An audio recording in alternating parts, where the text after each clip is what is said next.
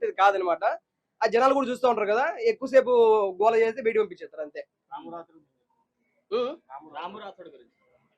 మొత్తం గడ్డం మెచ్చుకొని ఏదో ఉన్నాడు ఆయన, తెలంగాణ ఆయన కదా, ఆయన కూడా సపోర్ట్ చేయాలి, ఎందుకంటే మనోళ్ళే కాబట్టి. తెలుసు ఐ నో దట్ ఆయన తెలుసు నాకు. రాను బొంబాయికి రాను అంటాడు, ఆడి పోయాడు, ఆడి పోయి వేసేసుకుంటా అన్నాడు.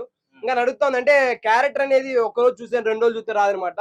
ఆ సందర్భాన్ని బట్టి బయట పడతా ఉంటాయి మాట క్యారెక్టరైజేషన్, ఎవరు ఎలా ఉంటారు మనస్తత్వంగా. అంటే ఆఫ్ స్క్రీన్ లో విధంగా ఉంటారు, ఆఫ్ స్క్రీన్ లో విధంగా ఉంటారు. ఇదంతా జరిగింది మొత్తం ఆఫ్ స్క్రీన్ లోనే, వాళ్ళకి తెలుసు, కానీ ఆఫ్ స్క్రీన్ జరుగుతూ ఉంటుంది. వాళ్ళ లోపల భావాలన్నీ బయటకు వచ్చేస్తాయి కదా. నాకేమనిపించదు భయ్య, ఎందుకంటే ఫస్ట్ లో అందరూ మౌనంగా జెన్యున్ గా ఉంటారు అనమాట. ఎందుకంటే వాళ్ళ క్యారెక్టర్ ఎవరు బయట పెట్టుకోవాలనుకోరు. నిదానంగా ఏముంది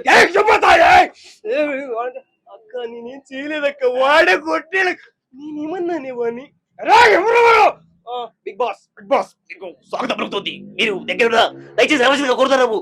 బిగ్ బాస్ రాణి పొద్దున్నే పాడేస్తారు, జింపచిగా ఉంటుంది, అదే fine, okay. We need that kind of entertainment. So Shashi వర్మకి ఇది ప్లస్ అవుతుందా మైనస్ అవుతుందా? అంటే చెప్తాను కదండి, అంటే శశి వర్మకి అంతలో ఉన్న కన్స్ట్రక్ట్ ఎంతమైతే అయితే ఉన్నారో అందరికీ ప్లస్ అవుతుంది అనమాట. ఎందుకంటే ఒకప్పుడు వాళ్ళకి బాహ్య ప్రపంచానికనే తెలియదు అనమాట, వాళ్ళు ఎవరనేది తెలియదు. ఇప్పుడు తెలిస్తే ఏంటంటే ఆపర్చునిటీ వచ్చి రావడానికి అవకాశం ఉంటుంది. ఎవరైనా దానికోసం వెయిట్ చేస్తారు, ఆర్టిస్ట్ అనే ఒక వ్యక్తి ఆయన 10 మంది తెలియాలని వాళ్ళు కూడా ట్రై చేస్తున్నారని నేను అనుకుంటాను మరి. సో మరి సెలబ్రిటీస్ అందరిలో కూడా ఏజ్ ఎక్కువ ఉంది కదా, సో ఈ కొత్తగా వచ్చిన వాళ్ళు కంటెస్టెంట్స్ ఎవరైతే కామనర్స్ ఉన్నారో వాళ్ళు ఏజ్ తక్కువ ఉన్నారు కదా, ఏమన్నా ప్లస్ పాయింట్ అవ్వచ్చు అంటారా గేమ్స్ లో స్ట్రెంత్?